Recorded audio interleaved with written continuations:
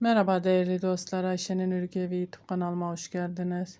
Şöyle Alize Angora Gold kullanıyorum. İpimin renk numarasını şöyle vermek istiyorum. Almak isteyen arkadaşlarımız olursa 28 numara renk numaram hanımlar. 4 numarada kullanıyorum, 1.60 milim. Bugün model anlatmayacağım. Daha önce modelini anlattığım bir modelimin kol ve yaka kesimini anlatacağım. Yelek yapmak isteyen arkadaşlarımız olursa kol ve yaka kesimi pratik bir şekilde nasıl yapabilirsiniz onu sizinle paylaşmak istiyorum. Ona geçmeden önce kanalıma ilk kez geliyorsanız ve halen abone değilseniz ücretsiz bir şekilde abone olup zil işaretini bütününe getirirseniz bundan sonra paylaşacağım videolarımdan anında haberdar olursunuz. Videolarımı beğenmeyi, küçük de olsa bir yorum yapmayı da unutmayın lütfen. Verdiğim emeklerin karşılığını alabilmem içindir hanımlar. Şöyle bu modelimin kol ve yaka kesimini anlatacağım. Pratik bir şekilde nasıl yapabilirsiniz? Şöyle sizinle paylaşmak istiyorum hanımlar. Model anlatımı kurumunu detaylı bir şekilde videosu var. Bunu ilk kez izliyorsanız, onu izlememişseniz de linkini bu videomun açıklama kısmına bırakacağım. Oradan linki tıklayarak izleyebilirsiniz hanımlar. Şöyle şimdi sıra sonundayım. Ben burayı bu şekilde şöyle 1 2 3 zincir çekip dönüyorum. Kol altı kesimi yapacağız hanımlar. Trabzanlarımın tepesine batıyorum. Şöyle trabzan örüyorum. Kol altı kesimi yapıyoruz hanımlar. Burada boşluğa batıyorum, bir tane trabzan. Trabzanlarımın tepesine batıyorum, trabzan. Kol altı kesimi yapıyorum hanımlar. Trabzanın tepesine battım, trabzan. Bakın şöyle modelimin trabzanlarına batıyorum. Buradaki zincirin içine battım, bir tane trabzan. Topladığımız trabzanın bakın şu tepeye batıyorum, trabzan. Buradaki boşluğa batıyorum, trabzan. Trabzanlarımın tepesine batıyorum, trabzan.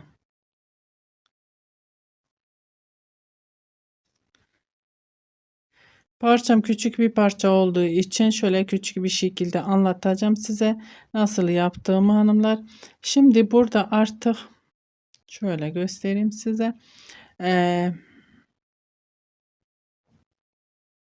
Modelimi devam edeceğim. Burada burası bizim kol altı oyuntumuz oldu. Burada gelince dönünce 5 tane trabzanımızı bu şekilde devam edeceğiz. Ben şimdi modelimi devam ettirmek istiyorum. Bu şekilde 1 2 3 zincir çekiyorum burada hanımlar. Şuraya sık iğne ile sabitliyorum.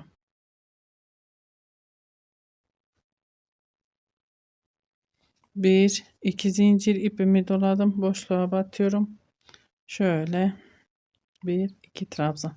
Ben şimdi modelimi örmeye devam edeceğim. Bu şekilde bakın hanımlar. Modelimi örmeye devam edeceğim. Yaka kısmına gelince beraber yaka kesimine başlayacağız. Dediğim gibi detaylı model kurulumu kanalımda mevcut. Linkini de açıklama kısmına bırakacağım. Oradan tıklayarak izleyebilirsiniz hanımlar. Şimdi örmeye devam ediyorum. Evet hanımlar, yaka kısmına geldim. 2 zincirimi çektim, ipimi doluyorum burada yaptığımız işlemi şimdi burada yapacağız ama tam olarak değil, çünkü yaka kesmine başlıyorum. 2 tane trabzanımı yaptım, bir zincir çekiyorum, ipimi doladım, aynı yere battım, bir tane trabzan, 2 tane değil, zincirin bir, trabzanın bir hanımlar. Eksiltmeye başladım. Burada da bir zincir çekmemiz gerekirken zincir çekmeyeceğim. 2 zincir çekmemiz gerekirken zincir çekmiyorum. İpimi doluyorum. Kenar trabzanlarımı örüyorum.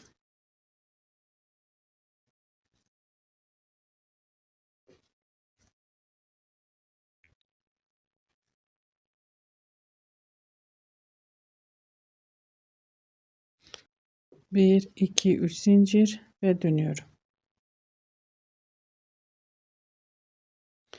Hanımlar, bu yelek olmuyor. Küçük bir parça.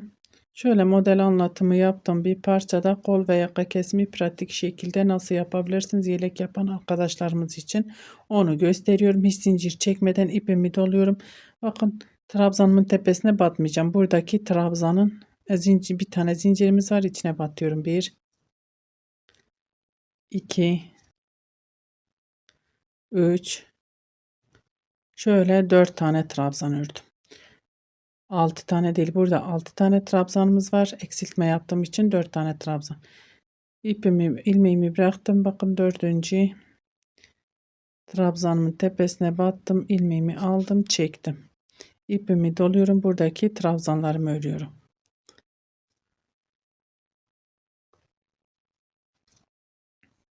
Burada kesim yapmış olduk hanımlar.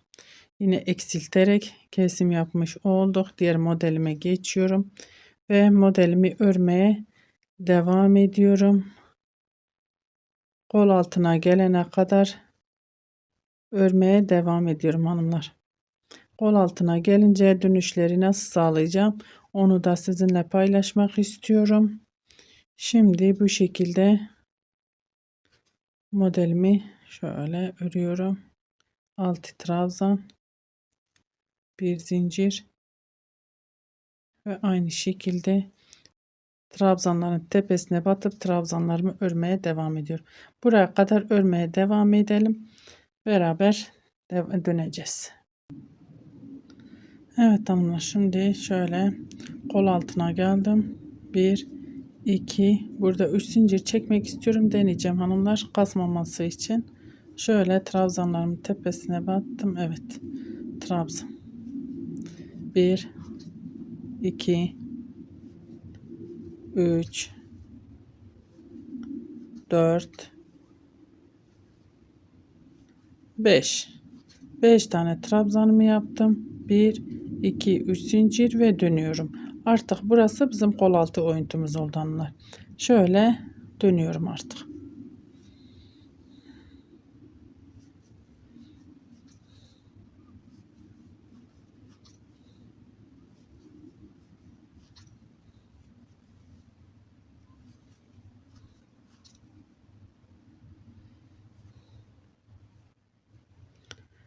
Bir zincir çekiyorum, ipimi doluyorum, buraya batıyorum.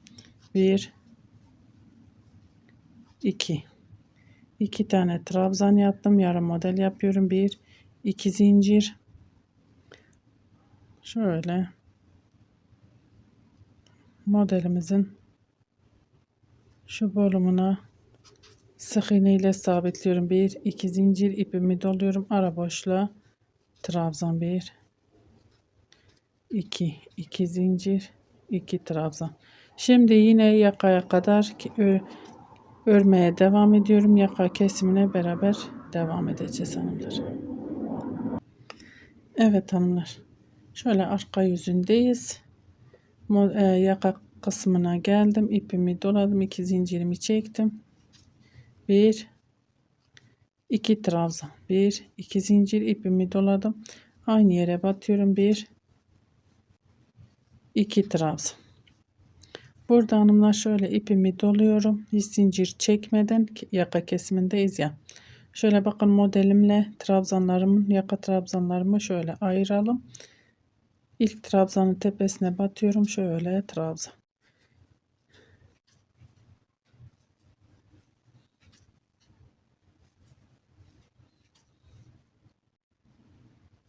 Şöyle 5 tane trabzanımı ördüm. 1 2 3 zincir ve dönüyorum.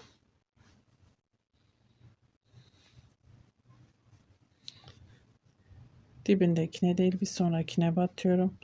Şöyle trabzanlarımı örüyorum.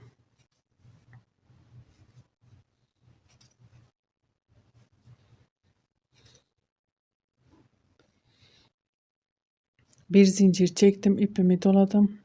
Pardon, burada zincir çekmiyorum hanımlar. İpimi doluyorum. Şuradaki trabzanlara batmıyorum. Zincirin içine giriyorum direktmen. Kesim yapıyoruz ya hanımlar. Şimdi şu modeli yapacağız. 1 2 3 4 5, 6. Zaten şu trabzana batmadığımız için kesim yapmış olduk hanımlar. Zincirde çekmedim. 6 tane trabzanımı yaptım. Şöyle topluyorum. Bir zincir ipimi doladım. Diğer tarafa trabzanlarımı örüyorum.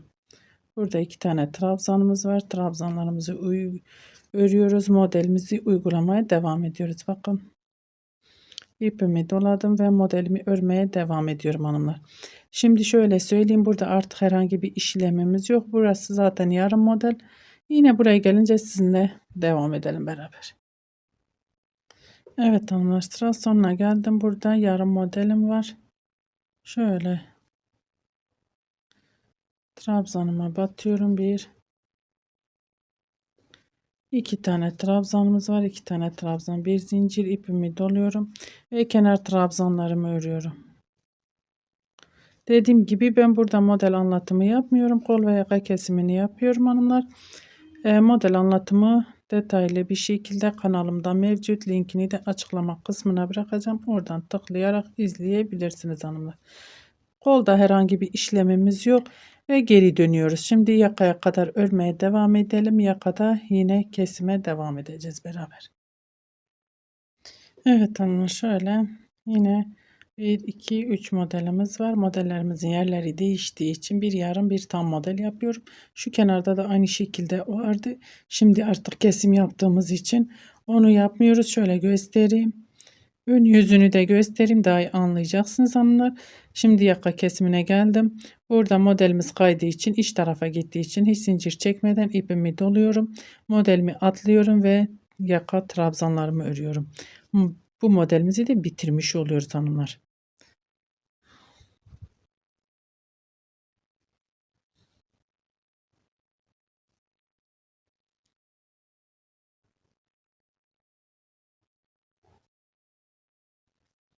Bir, iki, üç zincir ve dönüyorum.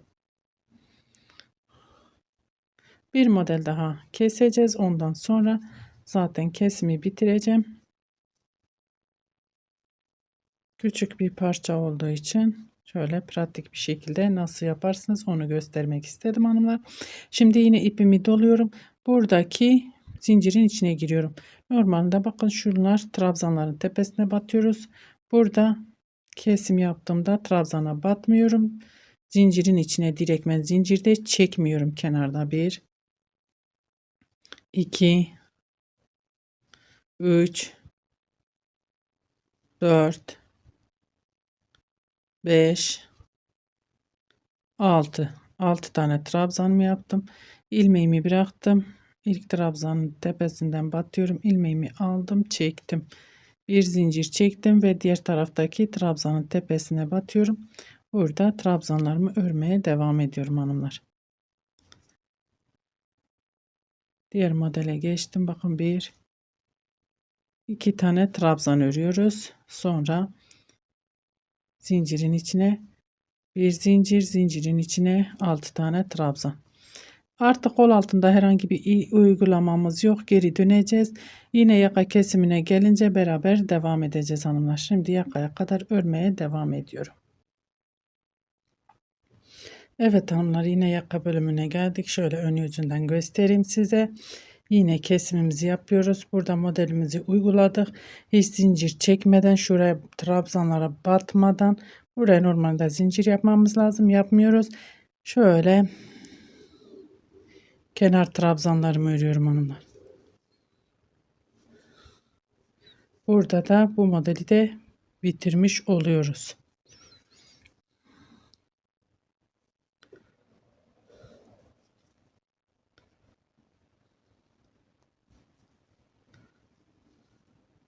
Bir, iki, üç zincir ve dönüyorum.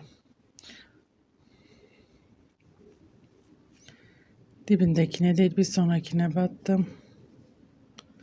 Şöyle trabzanlarımı örüyorum.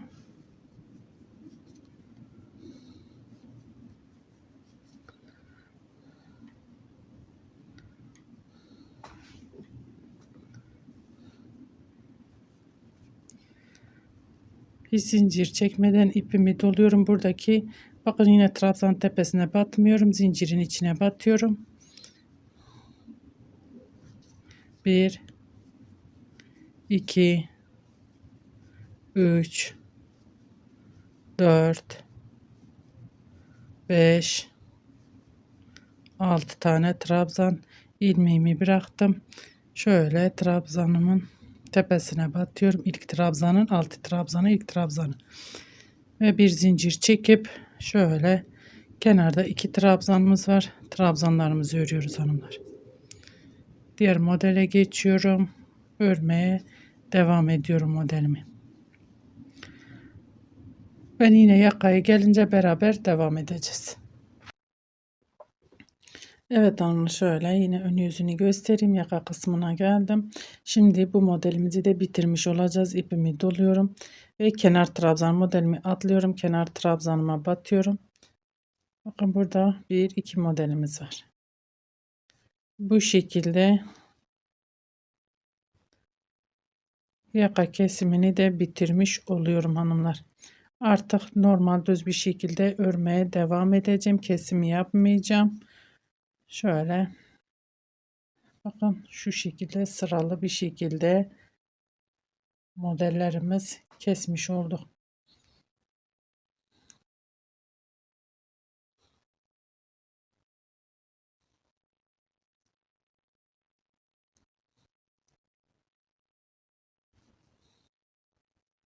Bir zincir çekiyorum, ipimi doluyorum. Buradaki iki trabzanımız var. Trabzanın tepesine batıyorum. Artık kesim yapmıyorum. Düz normal bir şekilde modelimi örüyorum hanım. Şöyle iki trabzan, bir zincir. O zincirin içine giriyorum. 1 2 3 4 5 6 trabzan. İlmeğimi bıraktım. Buradaki zincirin yanındaki ilk trabzana. 6 trabzanımızın ilk trabzanına batıyoruz. İlmeğimizi aldık, ördük, bir zincir ve yanındaki iki trabzanımı örüyorum. İpimi doladım, diğer modele geçtim. Bir zincir, ipimi doladım, zincirin içine giriyorum. 1 2 3 4 5 6 ilmeğimi bıraktım. 6. trabzanımızın ilk trabzanına battım, ilmeğimi aldım, ördüm, bir zincir ve yanındaki trabzanları örüyorum.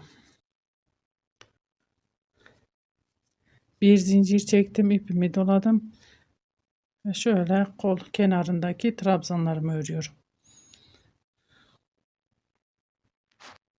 Hanımlar, şöyle sizinle bunu da göstermek istiyorum. Burada bakın bir iki modelimiz kalmış. Değil. Şimdi yarım model buraya, yarım model buraya, bir model orta yapacağız. Eksilmiş olmuyor. Sadece şöyle bir zincir ipimi doladım. Buradaki zincirin içine giriyorum. Bir iki tane trabzan.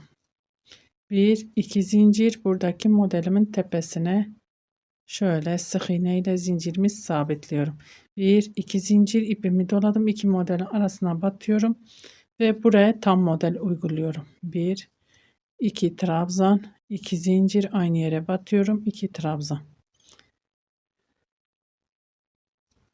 Bir iki zincir, modelimin tepe kısmına gelecek şekilde bakın şöyle sık iğne ile sabitliyorum. Bir iki zincir ipimi doladım. Burada bir zincirimiz var. Trabzanlar hemen yanında. İçine batıyorum. Bir iki tane trabzan. Yarım model yapıyorum. Bir zincir ipimi doluyorum ve kenar trabzanlarımı örüyorum.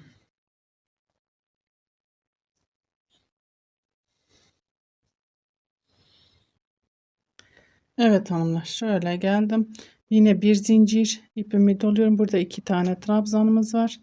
Trabzanın tepesine batıyorum. İki tane trabzan.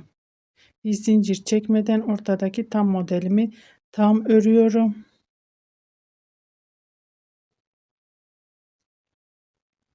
Bir zincir ve zincirin içine 6 tane trabzanımı yapıp topluyorum hanımlar.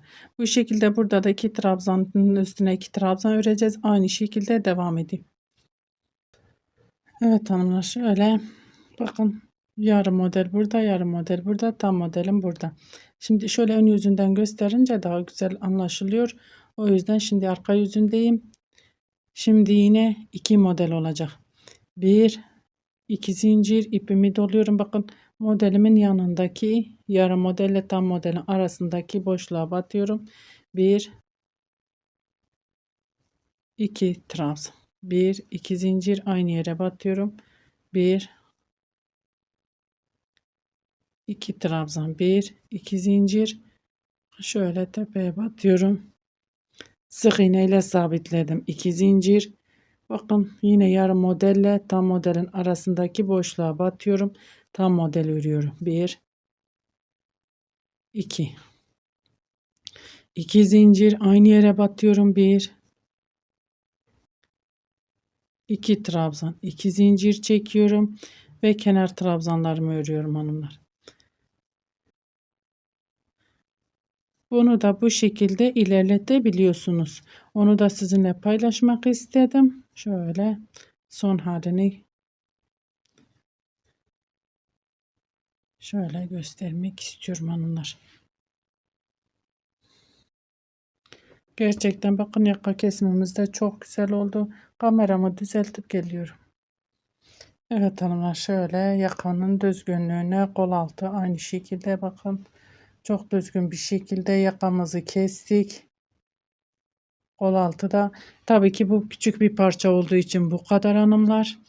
Daha büyük parçada daha geniş omuz bırakabilirsiniz. Şu kol altı daha geniş kesersiniz. Bunu sadece model anlattığım parçamda pratik bir şekilde nasıl kol ve yaka kesimi hep soruyorsunuz. Ben de elimden geldikçe sizinle paylaşmak istiyorum hanımlar. Bu şekilde bakın, şöyle göstereyim size. Umarım anlatabilmişimdir. Beni tercih edip izlediğiniz için çok teşekkür ederim hanımlar. Bir dahaki videolarımızda görüşmek üzere. Hoşça kalın. Allah'a emanet olun.